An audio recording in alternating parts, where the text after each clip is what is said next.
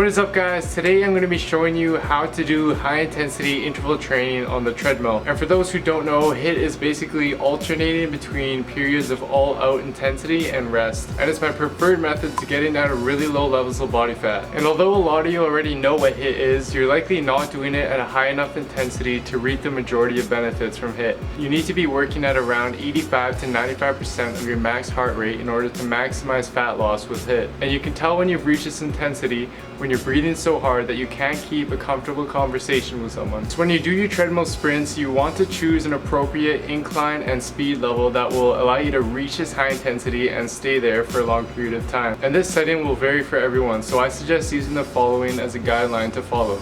So if you're a beginner or you're currently sedentary, then I suggest starting with a 30-second work interval and a 60 to 90-second rest interval, and repeating this for 5 cycles. But you want to choose a treadmill speed that is more of a jog for you than a sprint. So for example, a good treadmill setting would be a speed of 6.5 miles per hour with 0 to 2 incline for your work intervals. Then once you feel comfortable and your body adapts, then you can slowly increase the speed and incline in the future. On the other hand, if you're more intermediate or advanced, then I suggest starting with a 30-second work interval and a 45-second rest interval, and repeating this for 7 or more cycles. But you want to choose a treadmill speed that will put you at an all-out sprint or close to it. For example, I personally use a treadmill speed of around 12 miles per hour at an incline of 5, which allows me to reach around 85 to 95% of my max heart rate throughout the workout. But don't worry too much about the numbers guys, as this will vary for everyone. The key is to choose settings that will require you to work very hard during your workout. And in the workout I'll be showing you today, I'll be doing the advanced workout. Alright, now let's get started with the workout. So you want to warm up for at least 5 minutes to ensure that your legs are prepared for the workout. I suggest doing the following. Perform some leg swings and then walk on the treadmill for 2 minutes, and then jog for 1 minute, and then do more of a run/fast jog for 1 minute, and then walk again for around 1 minute to catch your breath, and then you can bump up the speed and incline and get started with your sprints.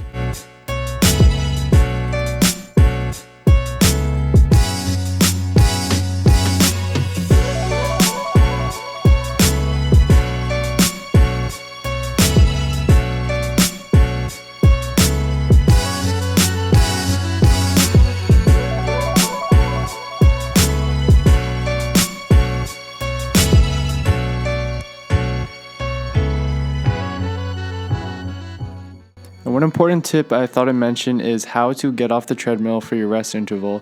I suggest lifting yourself up by grabbing onto the side handles of the treadmill and then putting your feet on the outer sides of the treadmill.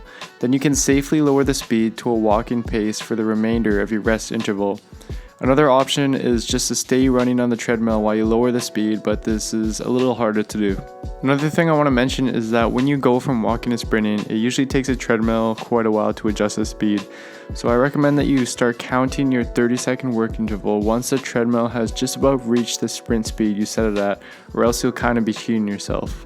And something to keep in mind, especially when you start sprinting at faster speeds, is that you want to try your best to use proper form. I won't go too much into depth with this, and I know I don't have the best form here, but the main things you want to do when sprinting is to stay on the balls of your feet, bring your elbows back close to 90 degrees, and bring your knees up. This will help you conserve energy and sprint more efficiently, especially when you get to higher speeds.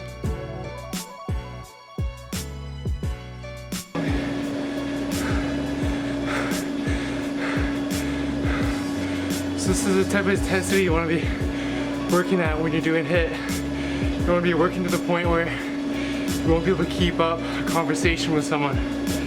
If you're not midway through and thinking, why the fuck am I doing this? Then you're probably not doing it right. So I won't show you guys all the cycles that I did, but I hope this gives you guys some insight as to how to properly do a HIIT workout and the intensity that you should be working at. It doesn't take long at all to complete. Actual work time is only around 10 to 20 minutes at max. But you want to make sure that you do the warm-up that I mentioned earlier, and also a proper cool-down period of around 2 to 3 minutes of walking. Now as for how often to do this workout, it really depends on your goal body fat percentage and also your current fitness level. For beginners, I suggest around 1 to 2 times per week to start, and for more intermediate advanced level of fitness, anywhere from 3 to 4 times a week is ideal. Another important point I thought I'd mention is that you need to progressively overload your HIIT workouts in order to prevent reaching fat loss plateaus, and you want to do this every 2 to 3 weeks. HIIT is great for fat loss, especially in stubborn areas, but if you aren't making your HIIT workouts harder, your body will adapt and you'll eventually reach a fat loss plateau. And I've actually made a video going over that concept in depth, and I highly suggest you check it out in order to see the best results. You can check that out right here. Anyways, thank you guys for watching. I hope you enjoyed the video. As always, please like and comment below and subscribe to my channel. I'll see you next time.